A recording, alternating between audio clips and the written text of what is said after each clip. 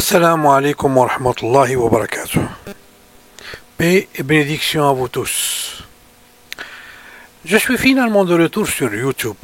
Je n'étais pas absent de mon domicile, mais je n'avais plus la force de continuer mes projets de vidéo alors que mes frères et sœurs palestiniens sont depuis 4 mois et plus sous les bombardements du sionisme international avec la honteuse inertie des gouvernements et peuples arabes. Prions ensemble afin qu'Allah intervienne à sa manière dans ce conflit et fasse justice à nos frères et sœurs. Allahumma amin. Beaucoup de provocateurs qui ne connaissent rien du Coran ni des hadiths, quand ils nous entendent dire quelque chose qui sont différentes par rapport à ce de quoi ils étaient habitués d'entendre et qui fait partie des traditions stériles, ils se présentent comme des défenseurs de l'islam. Et quand ils nous entendent critiquer les hadiths, ils nous répètent la phrase qu'ils ont tous dans leur bouche. Comment ferais-tu ta prière si tu ne crois pas aux hadiths? Ma réponse spontanée à ces obscurantistes est celle avec laquelle je leur démontre qu'ils ne connaissent pas le sujet sur lequel ils veulent nous affronter. Et alors, je les mets en défi de nous ramener un seul hadith complet dans les 6 livres de la Sunna, dans lequel il nous est enseigné comment faire la salat de A à Z. Ils se taisent alors et n'ont aucune réponse avec laquelle nous défier, car dans les livres de la Sunna, il n'existe aucun hadith qui nous enseigne comment faire la salat de A à Z. Non seulement, mais ils se rendront compte qu'il existe un seul hadith sur la salat et qui est étrange et qui nous rapporte que le prophète aurait dit. Le hadith, il est de Salama, fils de Amr ibn Salama. Le hadith dit: faites telle prière en tel moment et telle autre prière en tel autre moment, sans préciser bien sûr de quelle prière il s'agit, ni de quel moment. Si le temps, il continue, il dit: si le temps de la prière vous rejoint, que quelqu'un d'entre vous fasse le adhan. Et celui qui connaît le plus d'entre vous le Coran, guide la prière ou fasse l'imam. Hadith en langue arabe. Hadith Salama walad Amr ibn Salama. Sallu salata kaza fi hini kaza. وصلوا صلاة كذا في حين كذا فإذا حضرت الصلاة فليؤدي لكم أحدكم ليؤمكم أكثركم قرآنا.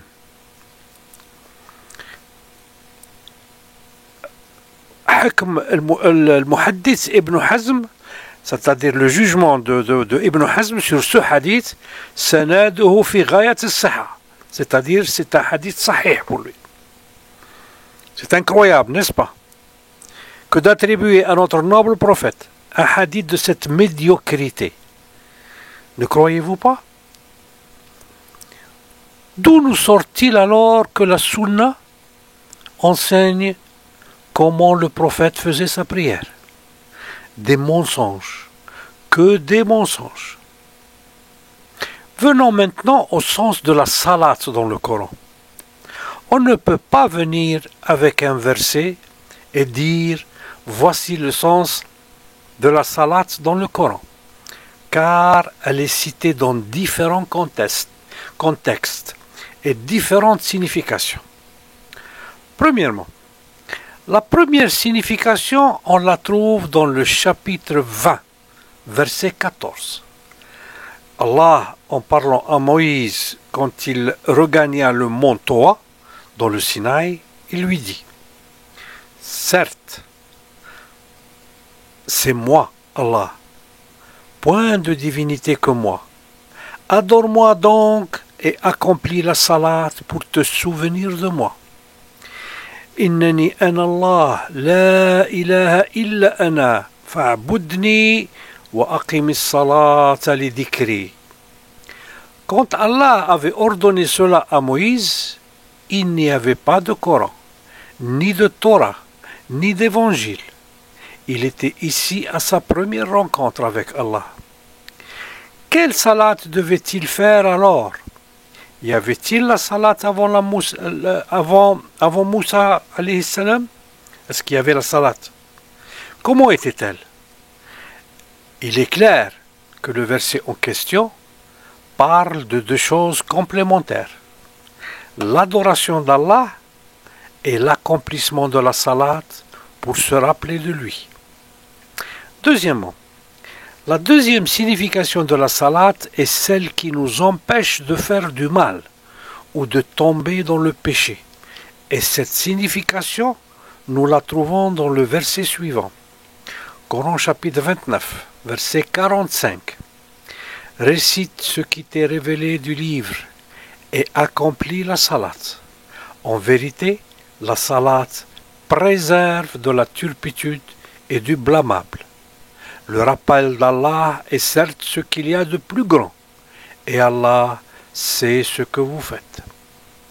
أتلو ما أوحي إليك من الكتاب وأقم الصلاة إن الصلاة تنهى عن الفحشاء والمنكر ولذكر الله أكبر والله يعلم ما تصنعون.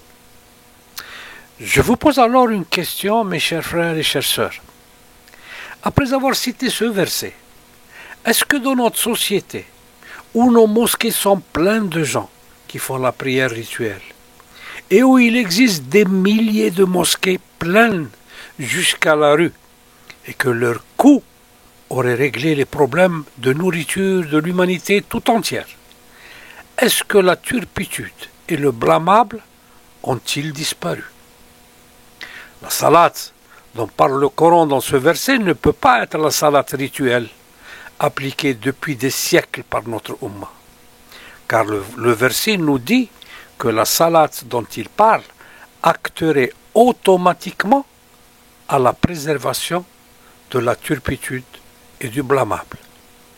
Il n'existe nulle part dans le Coran ce qui fait allusion à des mouvements ou des paroles ou des versets à réciter pour faire la prière et nous éloigner ainsi de la turpitude et du blâmable. Oh, combien d'assassins, de voleurs, d'hypocrites font la prière et remplissent nos mosquées et sont la preuve que le verset ici cité ne fait absolument pas allusion à la salat cinétique ou la salat al-harakiya. Selon la tradition, la salat est en elle-même l'adoration de Dieu. Sans la salat, la foi en Dieu disparaît et qui l'accomplit, il a acquis la foi.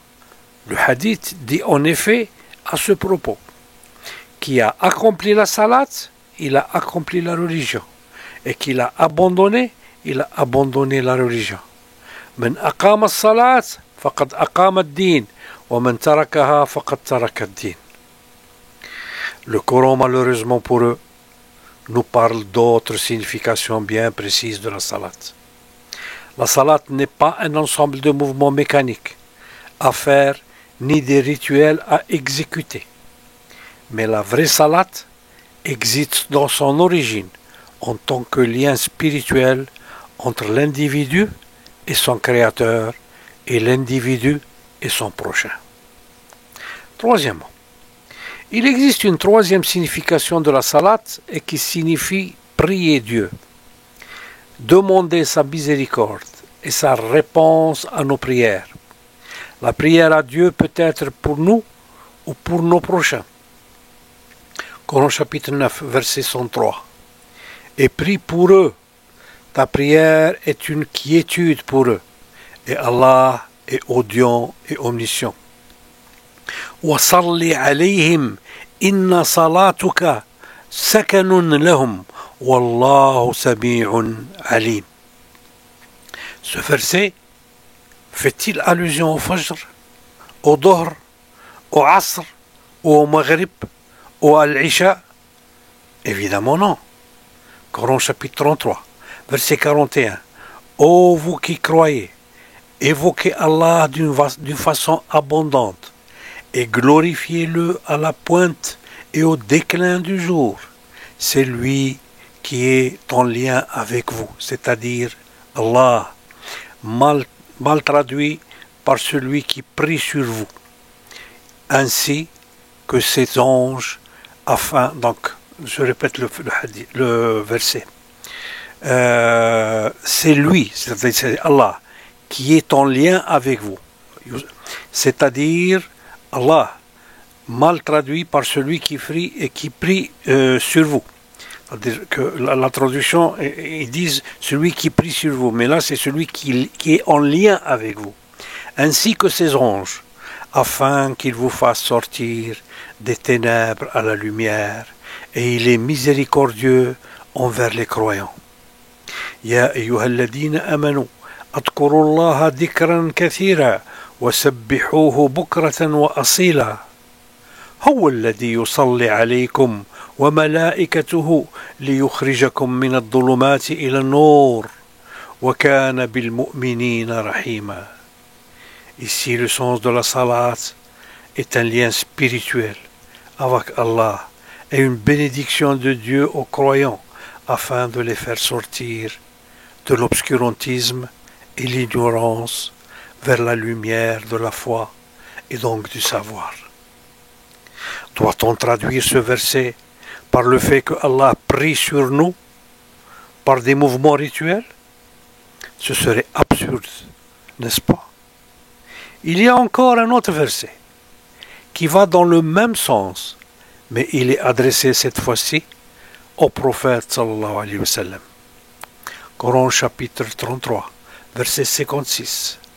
Certes, Allah et ses anges sont en lien spirituel avec le prophète, mal traduit par prie sur le prophète. Ô vous qui croyez, soyez en lien avec lui et pas priez sur lui, et adressez-lui vos salutations. Inna Allah wa malaikatuhu yusalluna ala nabi ya ayyuhalladhina amanu sallu alayhi wa sallimu taslima. Quatrièmement, la salat a une quatrième signification aussi et qui représente les louanges à Allah. Coran chapitre 24, verset 41. N'as-tu pas vu qu'Allah est glorifié par tous, ceux qui sont dans les cieux et la terre, ainsi que par les oiseaux en vol suspendu, dans les airs et déployant leurs ailes? Chacun, certes, a appris sa façon de faire la salat, c'est-à-dire avoir un lien spirituel avec Allah et pas le prier en faisant des mouvements. Et de glorifier Allah. Allah sait parfaitement ce qu'ils font. ألم ترى أن الله يسبح له من في السماوات والأرض والطير صافات كل قد علم صلاته وتسبيحه والله عليم بما يفعلون. Ce verset nous révèle plusieurs choses en même temps. Il nous révèle que Allah est sollicité et glorifié par tous les êtres humains et qui sont dans les cieux et ceux qui sont sur la terre. Ceci est le sujet de l'existence des extraterrestres qu'on affrontera un jour, Inch'Allah. Même les oiseaux qui volent dans le ciel le font à leur façon. Chacun dans la création a appris à sa façon de faire la salat et comment solliciter la miséricorde d'Allah, sa bénédiction et la façon de le glorifier. Il n'y a pas donc une façon unique concernant la salat, et elle n'est pas un rituel exécuté par des mouvements mécaniques, comme on va encore le détailler. Elle est, selon ce dernier verset, individuelle. Chacun a sa façon de la faire. La salat dans le Coran signifie donc la liaison spirituelle entre l'individu et son créateur. soit la relation ascendante avec Allah, et celle entre l'individu et son prochain, soit la relation horizontale entre l'individu et son prochain. Elle n'a rien à voir avec la salat rituelle qui nous a été transmise par Tawatur, ou la fréquence répétitive de génération en génération, et depuis l'époque du calife maudit à l'époque et aujourd'hui par la majorité des musulmans informés. Il s'agit de Yazid ibn Muawiyah. Posons-nous à ce point-ci la question suivante. Est-ce que Allah nous parle-t-il dans son Coran, subhanahu wa ta'ala, de la prière cinétique, salat al-harakiya? Si oui, où nous en parle-t-il? Et sinon, comment pouvons-nous alors la considérer comme canonique et que celui qui ne la fait pas entre dans la mécréance? Allah nous a bien dit dans le Coran. Premièrement, Coran chapitre 6. Nous n'avons rien omis d'écrire dans le livre. Puis, c'est vers leur Seigneur qu'ils seront ramenés. Ma farratna fil kitabi min shay'in, thumma ila rabbihim yuhsharun. Deuxièmement, il nous a dit dans Coran 16, verset 89. Et nous avons fait descendre sur toi le livre comme un exposé explicite de toutes choses, ainsi qu'un guide, une grâce et une bonne annonce aux musulmans. ونزلنا عليك الكتاب تبيانا لكل شيء وهدى ورحمة وبشرى للمسلمين. Troisièmement, Coran chapitre 6, verset 114. Chercherai-je un autre juge qu'Allah, alors que celui qui a fait descendre vers vous ce livre bien détaillé? أفغير الله أبتغي حكما أفغير الله أبتغي حكما وهو الذي أنزل إليكم الكتاب مفصلا. Quatrièmement, Coran chapitre 17, verset 12, et nous avons expliqué toutes choses d'une manière détaillée. وكل شيء فصلناه تفصيلا. Cinquièmement, Coran chapitre 29, verset 51. Ne leur suffit-il donc point que nous ayons fait descendre sur toi le livre et qu'il leur soit récité? Il y a assurément là une miséricorde et un rappel pour des gens qui croient. أولم يكفيهم أن أنزلنا عليك الكتاب يتلى عليهم إن في ذلك لرحمة وذكرى لقوم يؤمنون. Sixièmement, l'explication du Coran ne compte ni sur ce que le prophète aurait expliqué à ses fidèles, ni sur ce que nous ont rapporté des hommes qui n'ont pas vécu avec lui. Tous les commandements d'Allah à l'humanité tout entière et l'explication du Coran lui-même se trouvent dans le texte coranique. C'est à Allah qu'incombe l'explication du Coran et à personne d'autre. Coran chapitre 75, verset 17. Son rassemblement dans ton cœur et sa fixation dans ta mémoire. Le Coran, son rassemblement dans ton cœur et sa fixation dans ta mémoire nous incombe, c'est-à-dire incombe à Allah subhanahu wa ta'ala, ainsi que la façon de le réciter. Quand donc nous le récitons, suit sa récitation. À nous ensuite incombera son explication.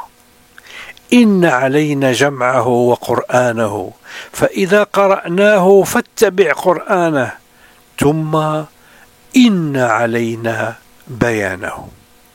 Septièmement, la meilleure des explications du Coran est dans le Coran lui-même. Coran chapitre 25.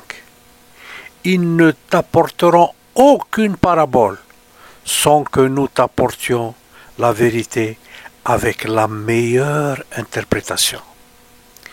ولا يأتونك بمثل إلا جئناك بالحق وأحسن أحسن تفسيرا. Subhanallah. Huitièmement, Coran chapitre 17, verset 89. Et certes, nous avons déployé pour les gens dans le Coran toutes sortes d'exemples, mais la plupart des gens s'obstinent à être mécréants. وَلَقَدْ صَرَّفْنَا لِلنَّاسَ فِي هَذَا الْقُرْآنِ مِنْ كُلِّ مَثَلٍ فَأَبَى أَكْثَرَ النَّاسِ إِلَّا كَفُورًا. Neuvièmement, Coran chapitre 18, verset 54. Et assurément, nous avons déployé pour les gens dans ce Coran toutes sortes d'exemples. L'homme cependant est de tous les êtres le plus grand disputeur. وَلَقَدْ صَرَّفْنَا فِي هَذَا الْقُرْآنَ لِلنَّاسِ مِنْ كُلِّ مَثَلٍ وَكَانَ الْإِنسَانُ أَكْثَرَ شَيْءٍ جَدَلًا. Dixièmement, Allah nous guide avec le Coran et avec rien d'autre, car tout est dans le Coran.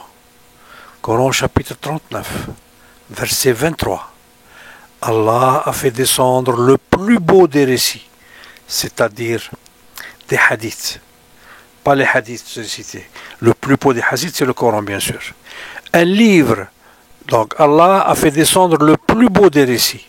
Un livre dont certains versets se ressemblent et se répètent. Les peaux de ceux qui redoutent leur Seigneur frissonnent à l'entendre, c'est-à-dire à entendre ces versets. Puis leur peau et leur cœur s'apaisent au rappel d'Allah. Voilà le livre guide d'Allah, par lequel il guide qui il veut.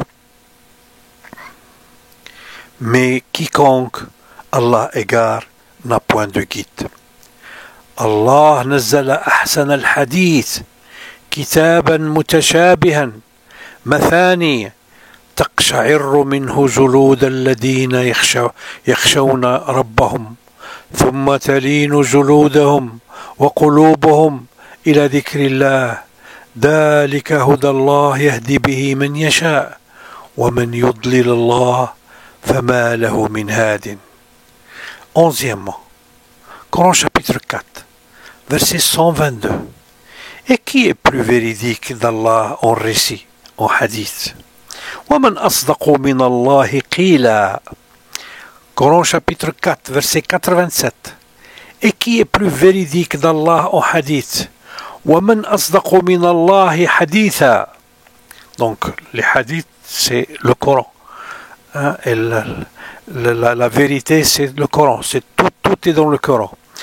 Tous ces versets que je viens de citer, les 11 versets que je viens de citer, et d'autres encore, nous soulignent que Allah ne doit avoir rien oublié de nous signaler dans son noble Coran, nous concernant et servant à la bonne application de notre foi et de nos rituels. Allah n'oublie pas. Coran chapitre 19, verset 64. Nous ne descendons que sur ordre de ton Seigneur. À lui, tout ce qui est devant nous, tout ce qui est derrière nous et tout ce qui est entre les deux. Ton Seigneur n'oublie rien. وَمَا نَتَنَزَّلُ إِلَّا بِأَمْرِ رَبِّكَ لَهُ مَا بَيْنَ أَيْدِينَا وَمَا خَلْفَنَا وَمَا بَيْنَ ذَلِكَ وَمَا كَانَ رَبُّكَ نَسِيًّا. Nous pouvons poser à ce point les questions suivantes. Premièrement, le Coran part-il de la prière cinétique, Salat al-Harakiya? Deuxièmement, si oui, dans quel verset et comment nous commande-t-il de la faire? Est-elle obligatoire, comme nous l'ont transmis les livres de hadith? Troisièmement, sinon, de quelle prière ou salat nous parle Allah dans le Coran? Comment doit-on l'exécuter? À ces questions, nous répondrons, Inch'Allah, dans la prochaine vidéo, qui sera publiée sous peu. Donc, je vous donne rendez-vous à la prochaine vidéo et vous souhaite une bonne continuation. وآخر دعوانا أن الحمد لله رب العالمين والسلام عليكم ورحمة الله وبركاته.